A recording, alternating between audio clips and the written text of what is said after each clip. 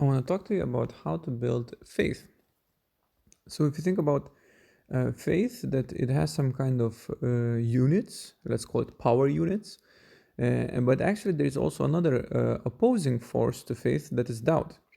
So it also has some kind of power units. If you think, like, look at this, let's say like a bubble, and it has certain amount of points, and there is a line in between, and they pull this thing to a specific direction based on the vision, because faith or unbelief have specific vision. So like for the faith it needs hope, for the unbelief needs some kind of dread or worry.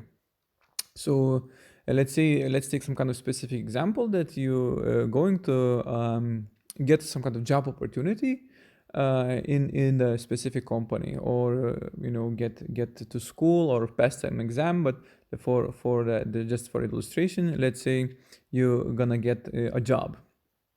Now the dread, or the so to speak, opposite of hope, the worry would be like, okay, they might not like what happened here in my life, in resume. I might say something wrong, or in the interview, or this other whatever. There is some kind of idea or the picture in mind that kind of increase the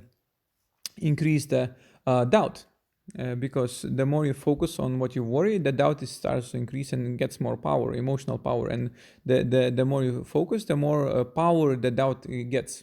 So now if you focus on the hope, on the positive side, let's say, okay, this is good skills I have, this is what they need, I will be a good fit there, and I really could provide value in there, and I think this will be very good. So if you focus on that, that starts to increase. So that hope increases actually faith, and that power units is also increasing.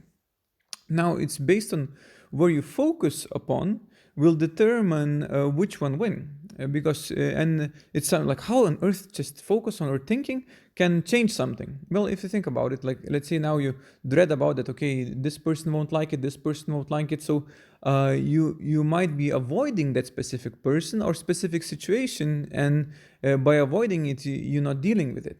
Now, if you focus on the good qualities, then you emphasize your good qualities. You start seeing more opportunities. You start seeing, okay, like, oh, I could help also there in the company. I could help also there, like I could really provide value there, and I could learn also these things.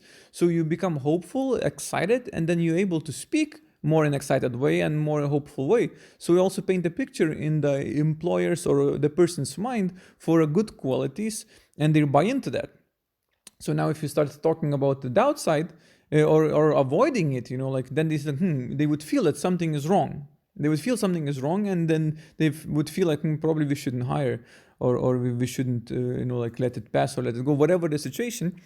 But this is how you build faith. You focus on the positive side, on the good side of things, and the faith starts increasing. What you're hoping for, what you focus upon, that's what's gonna increase.